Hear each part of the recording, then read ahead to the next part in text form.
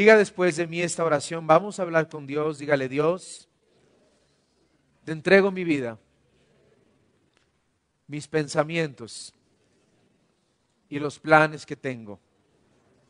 Confieso que mi corazón está abierto para recibir tu palabra, que mi mente está receptiva y que voy a escuchar la incorruptible palabra de Dios para transformar mi vida y para ser el hijo que tú quieres que yo sea.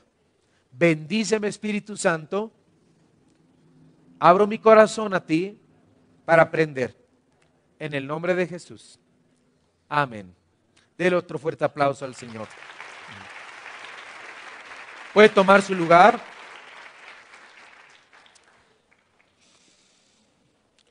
El mensaje de esta mañana se llama: la fe es totalmente ilógica. La fe es totalmente ilógica. Diga conmigo: la fe es totalmente ilógica. A lo mejor usted no lo dijo con mucha convicción porque ha de estar pensando: ¿cómo se atreve Alan a decir esto? Y bueno, también damos la bienvenida y saludamos a todos los que también nos están sintonizando a través de la página casadeavivamiento.com, y les saludamos y les enviamos un fuerte saludo y les damos un fuerte aplauso también a los que nos están viendo a través de este medio.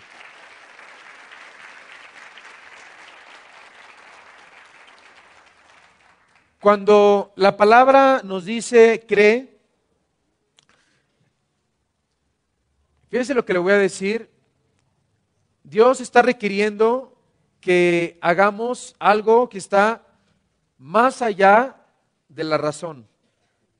La fe es totalmente ilógica. De hecho, la definición de la fe tiene que ver con algo que es irrazonable. Pensemos un poco, miren. La Biblia dice que la fe es la certeza de lo que se espera, la convicción. La fe es la certeza de lo que, la convicción de lo que se espera y no se ve. ¿No es irracional eso?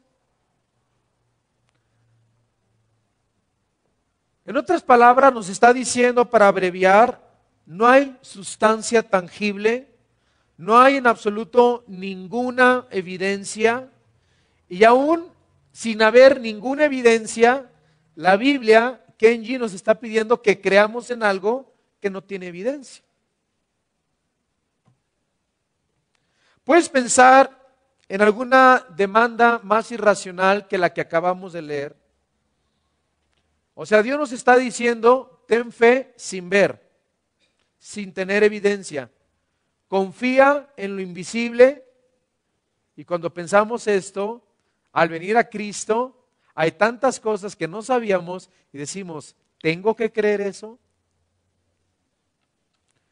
Estoy tratando este tema por una razón muy importante. Le voy a decir por qué.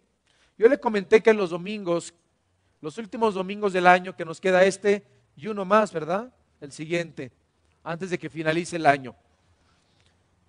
Y unos están diciendo: es que cuando en el 2010 voy a hacer esto, voy a hacer aquello. Obviamente, el siguiente domingo es un mensaje especial, porque es el último mensaje del año. Todos los domingos son mensajes especiales, pero ese por ser el último del año. Ya tengo el tema, se los doy el próximo domingo, pero va a ser un tema con respecto a permanecer en Cristo. Algunos me dicen que sí va a dar un mensaje hoy con respecto a la Navidad. Quizás hablemos un poquito adelante de esto, pero tendremos nuestro servicio este jueves a las 6 de la tarde, un servicio navideño. Vamos a dejarlo para el jueves. Por todo el mundo, les decía que estoy tratando este tema tan importante porque por todo el mundo escucho testimonios, o cuando nos llegan correos electrónicos a nuestra página, yo leo todos los correos electrónicos y contesto también. Algunos todavía me quedan pendientes, pero la mayoría yo los contesto y les doy algún consejo. Y veo que multitudes en el mundo entero se encuentran con un desánimo tremendo, con un desaliento tremendo. Y creo que el pueblo de Dios está pasando pruebas. Y si usted ha sido muy atento a mis predicaciones en las últimas semanas, he hablado mucho de pruebas, mucho de aflicciones. Pero veo que mucha gente está atravesando luchas, sufrimientos, confusiones, de toda clase de confusiones posibles. Y el hecho está, queridos hermanos, en que vamos a seguir enfrentando toda clase de desaliento en la vida. ¿No le ha pasado que usted está contento, está con su familia, está con sus seres queridos, sale de ahí y regresa a la tristeza? Le pagan su aguinaldo y vuelve a sentir tristeza. Digo, feliz porque le dieron su aguinaldo, pero hay algo que lo sigue desalentando, lo sigue desanimando. Así que el hablar de la fe es una naturaleza irracional o ilógica. Y podemos comenzar a hablar de 4 ejemplos que son tan sencillos y todos nosotros lo conocemos, pero que podemos aprender grandemente de la irracionalidad de la fe. Por ejemplo, Noé. Noé vivió en una época que estaba fuera de control totalmente. Es más, no podemos ni siquiera comenzar a entender o comprender los malos tiempos que la Biblia dice que Noé vivió. La Biblia dice que Noé vivía en una época de violencia, una época de asesinato. Los homicidios estaban desenfrenados. Los gigantes, dice la Biblia, porque había gigantes en esa época, gigantes daban a luz hombres poderosos. Cuando nosotros leemos en la Biblia que había gigantes, unos dicen, ¿cómo es posible que la Biblia dijera que hay gigantes? El otro día estaba viendo un documental de National Geographic de hombres, esqueletos encontrados en la India que medían hasta más de 4 metros de altura. Gigantes que daban a luz hombres poderosos. La Biblia dice que había una época de perversidad y se había extendido la maldad por todas las regiones de la tierra. La condición de los hombres era terrible y la Biblia dice que Dios, llegó un momento que Dios ya no podía soportar más lo que estaba pasando en el mundo. Finalmente Dios dijo, basta, el hombre se está autodestruyendo, tengo que hacer algo. Y Dios hizo algo. Dios habla a uno de sus siervos, a su siervo que se llama Noé, y le dice las siguientes palabras: Noé, voy a destruir toda carne, pero te voy a preservar a ti y a tu familia. Así que quiero, Noé, que construyas un arca. Y quiero que tú reúnas a toda clase de animales, de 2 en 2. Mientras tú haces esto, yo le voy a dar a la tierra 120 años más de oportunidad para arrepentirse en lo que tú construyes, esta arca. 120 años más de misericordia. Y después de estos 120 años, querido Noé, yo voy a enviar una lluvia que no se va a detener por 40 días ni 40 noches. Habrá un diluvio terrible. Va a llenar la tierra, va a eliminar toda cosa viviente. Y así Dios comenzó a darle a Noé las especificaciones que tenía que llevar el arca. El largo, el ancho, la profundidad. Y Dios le dio un detalle, podemos leer en el Antiguo Testamento, el detalle exacto y las medidas que Dios le da para el arca. Imagínense la irracionalidad otra vez, o lo ilógico que es la fe. Nosotros que somos siervos, hijos e hijas de Dios. Imagínese lo contrariado, ¿se puede usted imaginar lo contrariado que estaba Noé para asimilar lo que Dios le estaba diciendo? Dios le está diciendo a Noé, voy a enviar un cataclismo sobre la tierra, voy a destruir la tierra. Y todo lo que se le dijo a Noé desde el cielo fueron palabras breves. Dios no le dio una gran explicación a Noé. Él simplemente tenía como siervo de Dios que aceptar por fe lo que Dios le había dicho y no volver a recibir ninguna otra palabra más por 120 años. ¿Se puede usted imaginar esto? Piense en la fe que requirió Noé. Piensen en la fe que tuvo que tener Noé. Se le da una tarea colosal, en gran magnitud. Entre tanto, él tenía que seguir viviendo, mientras construía esa arca, tenía que seguir viviendo en un mundo de peligro, un mundo violento. Estaba rodeado, fíjese, Noé, de asesinos, de escépticos, y todos y cada uno de ellos miraban lo suyo propio. Me puedo imaginar que se burlaban de Noé, se carcajeaban de sus hijos eran burlados en la escuela, sus esposas eran burladas por los cafés en los VIPs, en los Sambors y en todos lados. Tu esposo es Noé, tu yerno es, tu cuñado es tal persona, y se comenzaban a burlar. Y papá, es que, ¿por qué llegaste con el ojo morado? Dijo, es que se burlaron de mí, me quise defender, y me dijeron que tú estabas loco, papá, y que tú eras un persinado, y eras el monje loco, y no sé qué tanta cosa. Dios le da una tarea colosal. Y estoy seguro que se burlaban de Noé mientras él trabajaba tediosamente en el arca a través de los años. La incansable violencia que estaba viviendo Noé. Y yo creo que hasta amenazaron a matar a Noé muchas veces. Pero dice la Biblia en Hebreos capítulo 11 que Noé guardaba su corazón con temor. Noé tenía que seguir creyendo. Mientras el mundo entero danzaba, y mientras abrían los nuevos antros y abrían las nuevas discotecas y abrían el clásico y abrían el otro lugar y abrían esto y aquello, Noé se guardaba su vida, guardaba su corazón. Era la burla. Las revistas de la ciudad hablaban de Noé, sacaban su fotografía cargando un leño o su hijo cargando un martillo. Y otra vez, ¿quién era la burla de la semana? Noé y sus hijos. Dios le estaba diciendo a Noé, Noé, tienes que creer mi palabra. Te estoy pidiendo, Noé, que obedezcas sin excusas. Te estoy pidiendo, Noé, que obedezcas lo que yo te he dicho.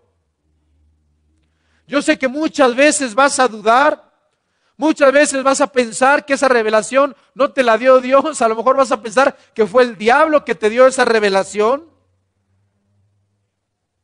A veces decimos, Señor, ¿de veras quieres que haga esto? ¿Quieres que sea fiel? Señor, ¿quieres que obedezca en esto? Señor, ¿quieres que sea leal con mi esposo? Señor, ¿quieres?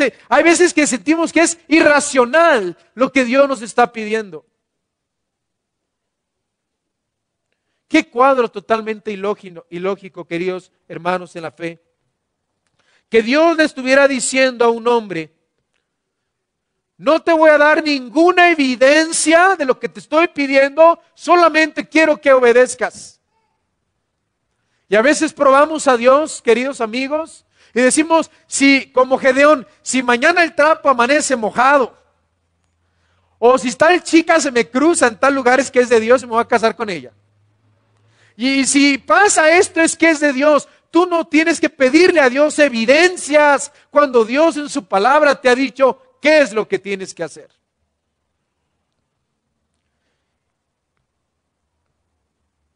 Dice la palabra de Dios en Hebreos 11:7.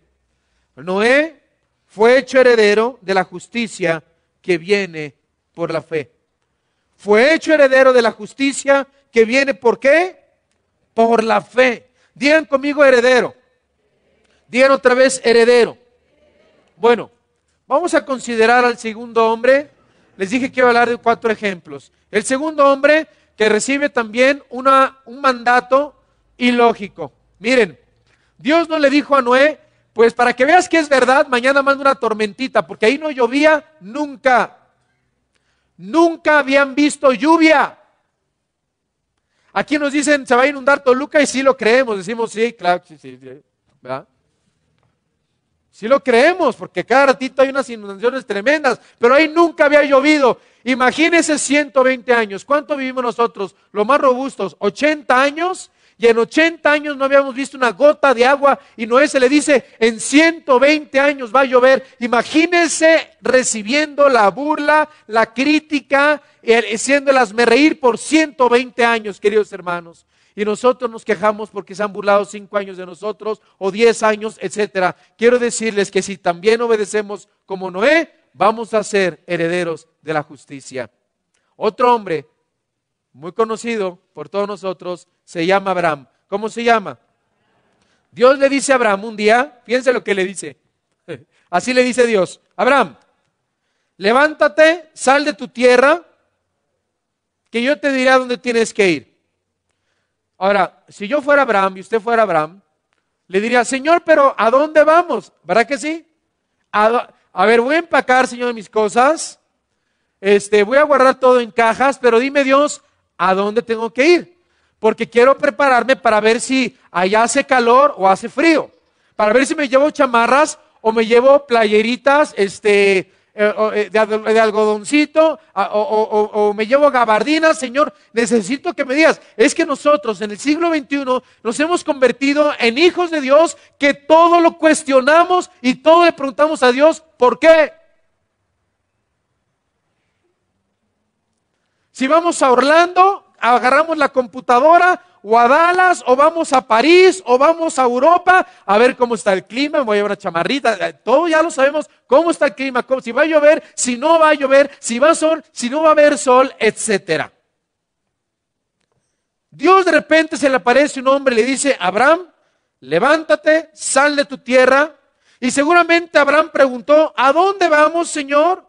Cosa que haríamos cada uno de nosotros, pero Dios le contesta a Abraham y le dice, no te voy a decir a dónde, empaca y vete. Ahora, ¿esto era lógico o ilógico?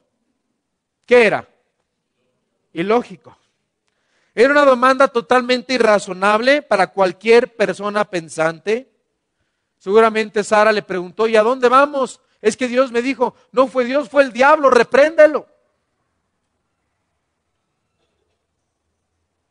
Lo voy a ilustrar de la siguiente manera. Mujeres, si mañana su marido llega y dice, mi amor, empaca todo, que nos vamos el lunes. ¿Tú qué vas a hacer? ¿A dónde vamos? Le vas a preguntar. Y Dios le vas a decir, estás loco de remate. ¿Cómo crees que nos vamos a Durango, o a San Luis, o a Monterrey, etcétera, etcétera? Porque tu marido te dijera, mi amor, empaca, guarda todas tus cosas porque nos vamos. Y tú le dices, ¿a dónde? Y tu marido te contesta, no sé, a donde Dios nos lleve. ¿Qué vas a pensar? ¿Que tu marido está chiflado? Que ya le hizo daño el aguinaldo. ¿No? Pues fue lo mismo, mujeres, que Abraham le dijo a su mujer, mi amor, nos vamos. ¿A dónde? No sé. Empaca. ¿Y qué hizo Sara? Empacó. Y no empezó, ay, pero es que la femenil, ay, es que las voluntarias del DIF, ay, que no sé qué, ay, que mi ministerio, ay, que no sé qué. Empaca, vámonos, Dios dice que nos vayamos.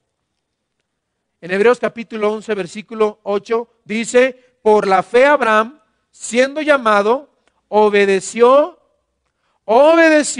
para salir al lugar que había de recibir como herencia, y dice, y salió sin qué, y salió sin saber a dónde iba. Hijos, empaquen, Sara empaca, agarra todas las cosas a los criados, ¿y a dónde vamos, jefe? No sé, y todos, está loco, pero como eres el que paga, pues vamos. Todo lo que él sabía eran las palabras breves que Dios le había hablado, que Dios le dice, ve a Abraham y yo estaré contigo, no te sobrevendrá ningún mal. La fe demandaba que Abraham actuara sin tener una evidencia de qué es lo que Dios le estaba presentando. Mire, hay personas que cuando se van a ir a otro país a vivir o a otro estado, abren el internet y ven sus playas. Y dicen, mira, mi amor, mira, ve qué bonitas playas. Ahí vamos a vivir. Ahí va a estar nuestra casa. Y hay el fraccionamiento. ¿Y cómo se llama el fraccionamiento? El fraccionamiento, Lomas Divinas. Ay, y abren Lomas Divinas y mira, y aquí van a jugar los niños. Pero Abraham no podía saber nada. Nosotros queremos ver vouchers, nosotros queremos ver trípticos, nosotros queremos ver en internet, queremos ver tantas cosas, pero Dios le dice, vete, yo voy a estar contigo. Tercer ejemplo, una noche estrellada, Dios le dice a Abraham, Abraham, mira el cielo, ¿ves las estrellas innumerables? Sí, Señor.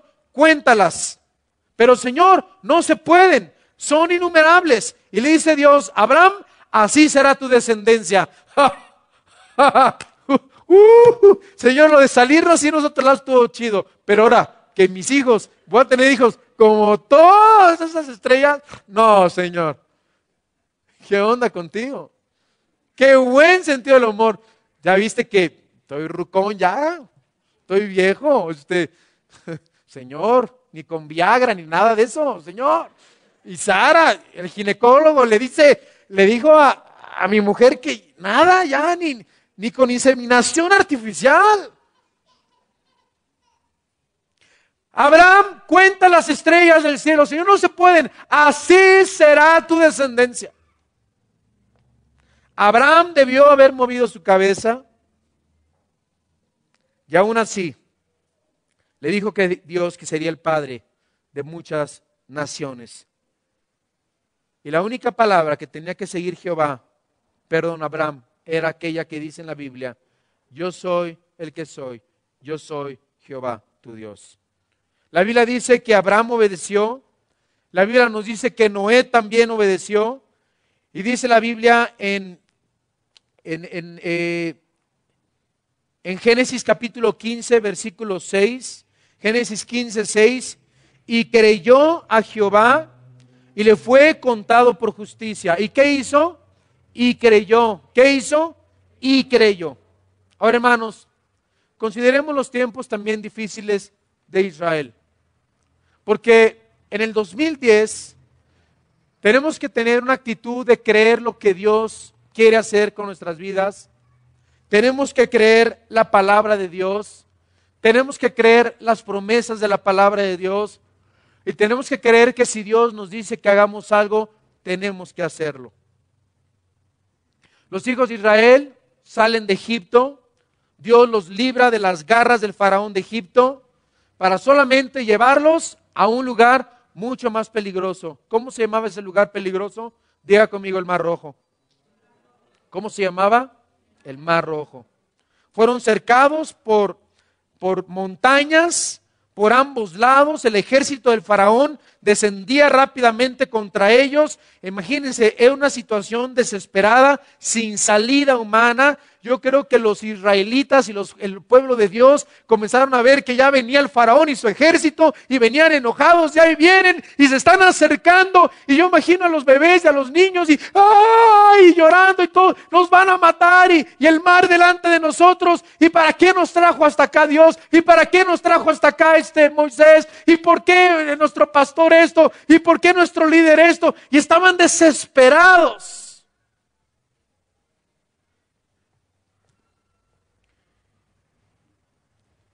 Y aunque todos nosotros conocemos el desenlace de esta escena,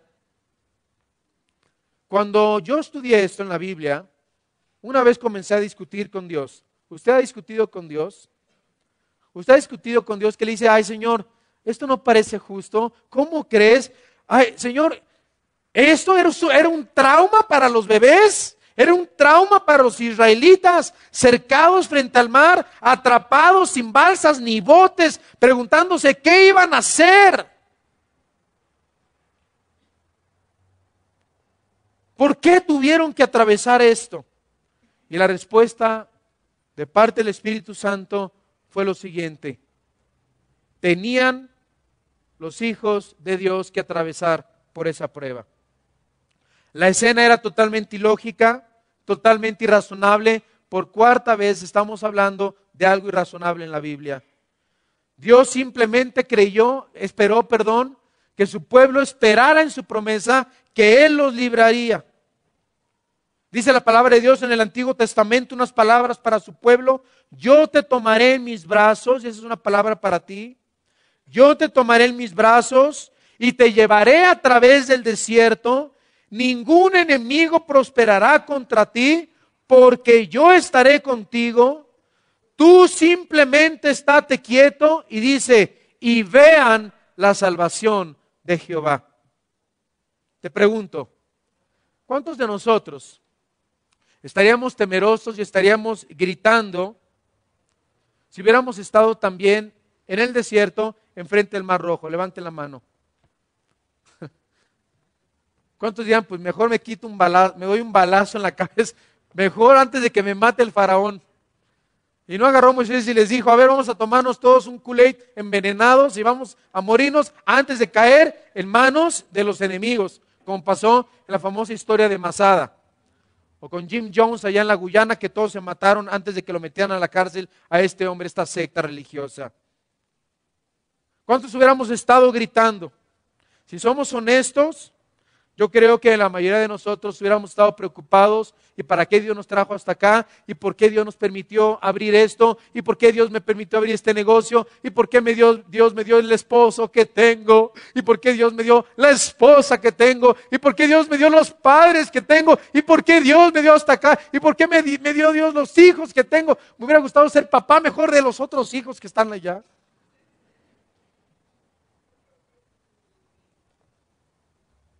Expuesto simplemente, la fe es muy exigente. Exige que oigamos la palabra de Dios, la obedezcamos sin tener una evidencia tangible a la cual seguir. No importa cuán grandes, queridos hermanos, sean nuestros obstáculos, cuán imposibles sean nuestras circunstancias, debemos creer en la palabra, actuar en la palabra. No esperar un comprobante de parte de Dios. Dios dice, tienes mi palabra y tienes todo el comprobante que necesitas. He aquí, mi palabra permanece para siempre. Yo creo que nada ha cambiado desde el tiempo en los que vivieron los patriarcas. Toda generación y muchos de ustedes y su servidor nos preguntamos, Señor, ¿por qué estoy atravesando esta prueba? Está más allá de mi comprensión. Hay muchas cosas que pasan en nuestra vida que no tienen sentido, ¿sí o no? ¿Verdad que sí? Hay muchas cosas que pasan en nuestra vida que no tienen sentido. ¿Por qué no me explica, Señor, qué está pasando? ¿Por qué mi hijo está como está? ¿Por qué no estoy prosperando si yo he sembrado, Señor? Y hay veces que pasamos ese tipo de situaciones. ¿Por qué mi marido está así? ¿Por qué está tan duro? ¿Por qué está tan dura mi esposa? ¿Por qué tanta rebelión con mis hijos? ¿Por qué no me quiere el patrón en el trabajo? Y nos preguntamos tantas cosas. Ahora, Dios nos dice que confiemos en su palabra, que le obedezcamos. Y también la palabra de Dios nos dice que Dios no acepta ninguna desobediencia. Y nos exige el Señor en su palabra obediencia completa. Y no quiero que me malinterprete, pero Dios es un Dios amoroso. ¿Cuántos lo creen? Dios es un Dios amoroso. Dios nos ama. Y Él no va a permitir que ninguno de sus hijos sufra indiscriminadamente tampoco. Sabemos que Él tiene a su disposición todo el poder, todo el deseo de quitarnos toda angustia y todo dolor. Y Él simplemente puede decir la palabra y desaparece la tribulación. Pero ¿por qué atravesamos lo que atravesamos?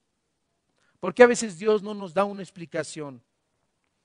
¿Por qué a veces tenemos que solo conformarnos con su palabra? Dios nos ha dicho en su palabra que todo lo que necesitamos en la vida es a Jesucristo, su Hijo, la vida eterna, su palabra. Para cada situación, el Señor dice que está con nosotros. Dios nos dice que en cada circunstancia su palabra está al alcance de cada uno de nosotros. Su palabra dice que sus promesas son un sí y un amén para todo aquel que cree. La Biblia nos dice que nosotros debemos descansar en la palabra, creerla y obedecerla. Y Dios llevó a su pueblo, y dice la Biblia que por más de 10 ocasiones, el pueblo de Dios falló la prueba en el desierto. Pero seguimos con la misma pregunta: Señor, ¿por qué estoy atravesando estas pruebas? A veces puedes decir: Señor, te habré desobedecido, habré cometido un pecado, es un juicio sobre mi vida. ¿Será por los malos pensamientos que tuve el otro día? ¿Será porque, y a veces nos preguntamos y estamos viviendo cosas y decimos: ¿será porque soy mala? ¿Será porque soy malo? ¿Será porque hice esto? ¿Será porque fui injusto conmigo? Y a veces vienen toda esta clase de pensamientos. A veces lloramos y decimos: Señor, ¿por qué permites que esto pase? ¿Qué hice yo para que tú permitieras esto sobre mi vida? Y quiero decirle que es bueno llorar. Dios nos dio las lágrimas y debemos llorar. Hay cristianos que dicen: no llores porque debes de tener gozo en medio de las pruebas. Pero también Dios quiere que derrames tus lágrimas, tu corazón delante de Dios. Esto nos hace sensibles delante de Él. Y finalmente el Señor viene a ti y nos dice a cada uno de nosotros: tú puedes tener estos sentimientos, pero hay algo que dice Dios: no tienes por qué dudar de mi amor por ti. No puedes dejar de dudar que hay un propósito por el cual estás atravesando lo que estás atravesando. Yo te he dado una promesa, yo te he dado mi palabra, yo te he dado todo lo que necesitas. Debes echar mano de la vida eterna, debes de confiar en que estoy contigo, que nunca te dejaré, nunca te desampararé. Muchas veces los salmistas decían: ¿por qué está batida mi alma dentro de mí? A veces David se sentía desesperado. A veces David decía: ¿por qué, Señor, me siento tan impotente en las aflicciones que estoy atravesando? Señor, si yo te he amado, si yo te he servido, y hemos aprendido que aunque sirvamos a Dios, aunque vivamos en santidad, muchas veces también los justos sufrimos. A veces entra la incredulidad a nuestro corazón. A veces dudamos de la palabra de Dios. Pero podemos decir, como dice Jeremías capítulo 15 en el versículo 16: fueron halladas tus palabras y yo las comí, y tu palabra me fue por gozo y por alegría de mi corazón. David también testifica y dice: yo recordé tu palabra. Elías decía: tu palabra vino a mí. Pero vean cómo Noé, vean cómo Abraham, vean cómo todos los hombres en el Antiguo Testamento, en el desierto, tenían, y era suficiente escuchar la palabra de Dios. Queridos hermanos, tenemos también nosotros que decidir: Señor, si tu palabra lo dice, lo voy a creer. Es la palabra la que nos puede sacar del hoyo de la desesperación. Y termino con esto. En el Nuevo Testamento encontramos lo que debe de ser la exigencia más irrazonable de fe que haya existido en toda la humanidad. Fíjense, por siglos los judíos habían esperado la venida del Mesías, ¿verdad que sí? Y lo siguen esperando. Ellos creían que el Salvador iba a ser un rey, que entraría en majestad, que iba a gobernar en Jerusalén, que sería un poderoso libertador comandado por un ejército invencible que iba a romper el yugo de Roma, que había puesto Roma sobre todos los israelitas, y que iba a derrocar a todos los enemigos de la faz de la tierra contra los judíos. Pueden imaginar las expectativas en los tiempos de Cristo, cuando Cristo decía que Él era el Mesías, que Él era el Salvador, y no hizo ninguna de esas cosas que dice la Biblia que el Mesías iba a hacer. Que Él sanaría toda enfermedad, que Él libraría de todo dolor, que Él libraría de la pobreza, que a todos les daría lo que su corazón desearan. que Él haría de Israel una gran nación bendita entre todas las naciones. Y cuando llegó Cristo a la tierra, les pregunto, ¿llegó de la manera que les acabo de describir? No. ¿Dónde nació Jesús? ¿En un palacio o en un establo? Y el 24 de diciembre vamos a celebrar lo que fue lo más irracional e incomprensible en los tiempos de Cristo, que cambió el curso de la historia, que cambió la humanidad, y que Cristo dijo, yo soy el camino, yo soy la verdad y yo soy la vida. Él nació en un establo. La historia de Cristo es la más ilógica e irracional, porque la Biblia dice que vendría un Mesías y esto era irracional, lo que Cristo vino a hacer. Este Mesías no tuvo un padre terrenal para comenzar. Él fue concebido inmaculado por el Espíritu Santo a través de esta mujer bendita y hermosa entre todas las mujeres de la tierra, dice la palabra. Fue concebido en el vientre de una virgen. Su llegada no fue anunciado con trompetas, ni con trompetines, ni con un desfile, y ya va a nacer, y ya va a venir, y ya llegó, y en las noticias, y una gran noticia por todos lados, y se hizo una gran pompa y una gran celebración. No, el Hijo de Dios no tenía ni dónde recostar su cabeza.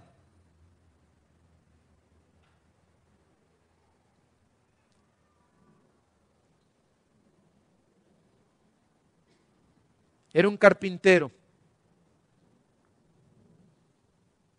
Solamente una profetisa y un sacerdote anunciaron la venida del Hijo de Dios. Y dijeron, he ahí la esperanza de Israel en ese niño sencillo. En ese niño que nació en un establo. De un carpintero, de un nazareno. Yo creo que mucha gente ha de haber dicho, pues espérame tantito, mira, yo conocí a Jesús. Él me arregló la silla de mi casa. Él puso la mesa. ¿Y quieres que yo crea que Él es el Mesías, el Hijo de Dios, el Todopoderoso? Yo me acuerdo que Él hizo el sofá donde nos sentamos. Es un carpintero. Él no es el Hijo de Dios. Él no bajó con un ejército poderoso.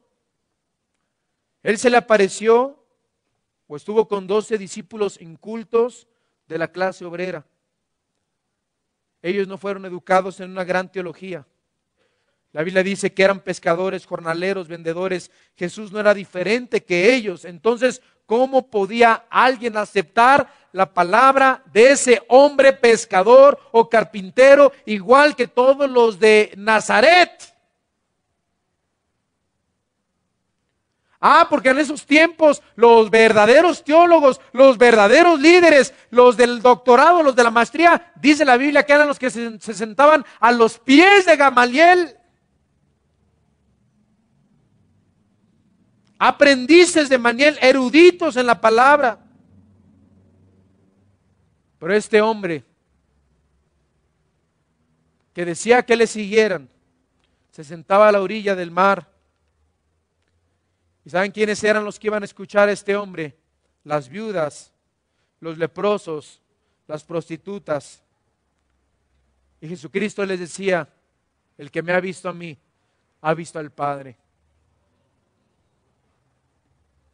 Yo soy Dios encarnado, crean en mí. Les pregunto, ¿no era irracional creerle a este hombre? Ahorita lo creemos porque tenemos la Biblia. Pero si tú hubieras vivido en la época de Cristo y un carpintero y un hombre así te hubiera dicho, yo soy Dios, yo soy el Hijo de Dios, te hubiera costado trabajo creerlo.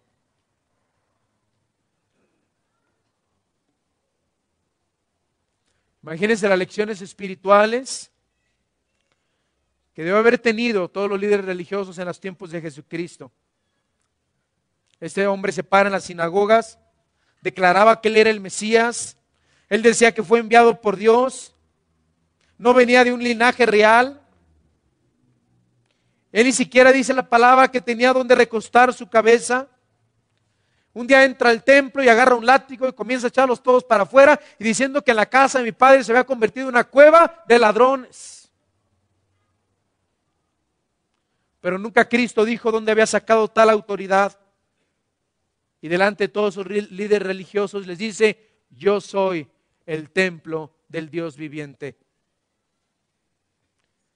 Y luego, para acabarla de amolar, les dice: antes que Abraham fuese, yo soy. Y luego dijo que Él era el agua viva. Luego Cristo dijo que era el pan del cielo. Luego Cristo dijo que Él era hombre hecho Dios, Dios hecho hombre. Usa un lenguaje raro. Luego dice Cristo: coman de mi cuerpo y beban de mi sangre. Ah, caray.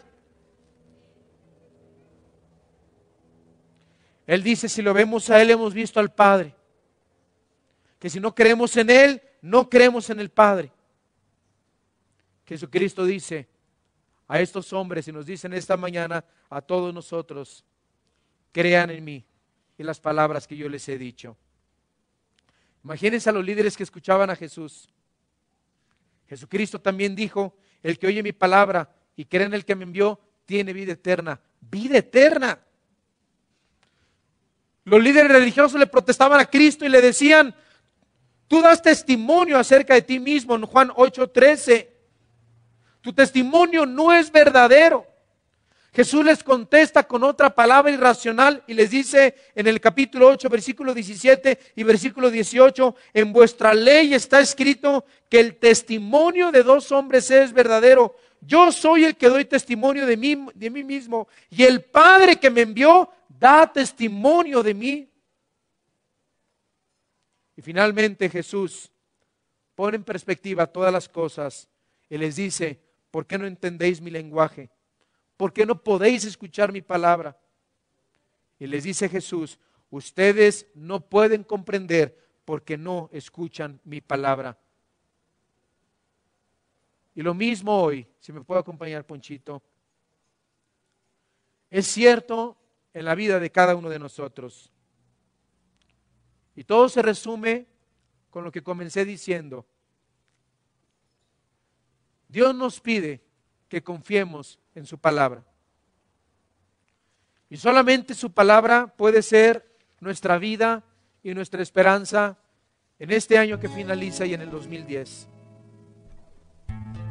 Dios se impacientó con su pueblo que fue incrédulo en el Antiguo Testamento. ¿Y saben que hay algo que impacienta a Dios? Es nuestra incredulidad. ¿Es nuestra qué? ¿Qué impacienta a Dios? Nuestra incredulidad. Cierre por unos momentos sus ojos.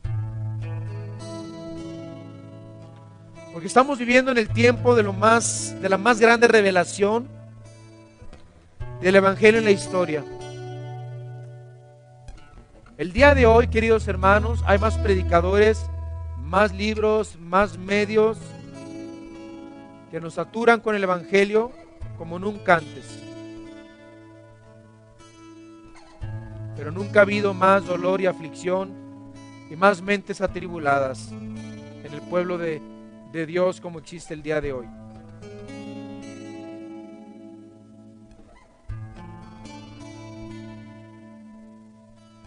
Y el Señor nos ha dado su palabra.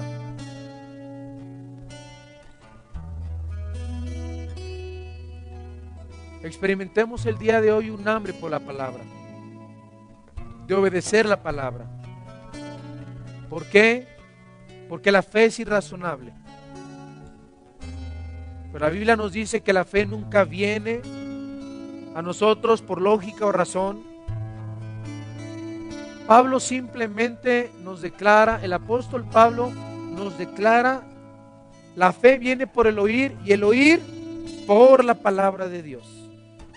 Y esta es la única manera que la verdadera fe pueda subir al corazón de todos nosotros, oyendo, creyendo, confiando y actuando en la palabra de Dios. Yo quiero cerrar mi mensaje con una conversación imaginaria entre el Señor y un cristiano desalentado. Y esta conversación va más o menos así. Medítela con tus ojos cerrados. Le dice el cristiano a Dios y le dice: Señor, estoy caído, estoy desalentado. Tú prometiste que no permitirías que llevara una carga demasiado pesada, sin que hubiera una forma de escapar. Pero Señor, ahora estoy mismo agobiado. Si tan solo me dieras una explicación por qué estoy atravesando lo que estoy atravesando. Y el Señor le contesta y le dice: hijito mío, y te dice a ti: yo te di mi palabra. Por esto orará a ti todo santo en el tiempo en que pueda ser hallado. Ciertamente en la inundación de muchas aguas, todas estas aguas, hijo mío, no llegarán hasta ti. Yo soy tu refugio, te guardaré de la angustia, con cánticos de liberación te rodearé, te haré entender y te enseñaré el camino que debes andar. Hijito, sobre ti pondré mis ojos. El cristiano voltea a ver al Señor y le dice: Señor, me siento tan impotente, mis fuerzas ya casi me abandonan, tengo temores, dudas plagan mi mente, no puedo ver ninguna salida, el futuro, el 2010, parece que no hay esperanza. El Señor le contesta y te dice: yo te doy mi palabra, he aquí mi ojo está sobre ti si me temes, sobre los que esperan en mi misericordia, para librar tu alma de la muerte, para darte vida en tiempo de hambre. Oh, que tu alma espere en mí, porque yo soy escudo para ti. El cristiano vuelve a decirle al Señor: Señor, a veces siento que te he ofendido, y todo lo que me está pasando, Señor, no es un juicio tuyo. ¿Terminará algún día? ¿Me estás castigando? Y el Señor le vuelve a contestar y le dice: te he dado mi palabra, que si tú como pobre clamas a mí, yo te oiré y te libraré de todas tus angustias. Yo acampo alrededor de los que me temen y te defiendo. Gusta y ve que yo soy bueno. Dichoso hijo, hija, si tú en esta mañana decides confiar en mí. La Biblia dice, queridos hermanos, que los ojos de Jehová están sobre los justos y atentos el oído de Dios al clamor de cada uno de nosotros. Claman los justos, dice la Biblia, y Jehová los oye y los libra de todas sus angustias. También la Biblia nos dice que muchas son las aflicciones del justo, pero de todas ellas te librará el Señor. ¿Cuántos alaban a Dios por eso? Aleluya. La Biblia dice que Él redime el alma de sus siervos. Y la Biblia también nos dice que no seremos condenados ninguno de nosotros que en Él confiamos. Eso dice el Salmo 34. En solo 3 salmos que yo he leído, el Señor nos da bastante palabra de Dios para echar fuera toda incredulidad. Yo te animo, así con tus ojos cerrados, que hoy escuches la Biblia, confíes en la Biblia, obedezcas la palabra de Dios y finalmente descanses en la palabra de Dios. Ese será tu testimonio, donde Dios es fiel a través de cada prueba y después de cada aflicción. Y si así con tus ojos cerrados deseas abrirle tu corazón a Dios y pedirle a Jesucristo que entre a tu corazón y le quieres pedir que te perdone tus pecados, yo te voy a invitar a que repitas esta oración y le digas: Dios y Padre, perdóname mis pecados, te abro las puertas de mi corazón, te pido que entres en mi vida como mi Señor y mi Salvador, te acepto y te recibo por primera vez en mi corazón, en el nombre de Jesús, amén.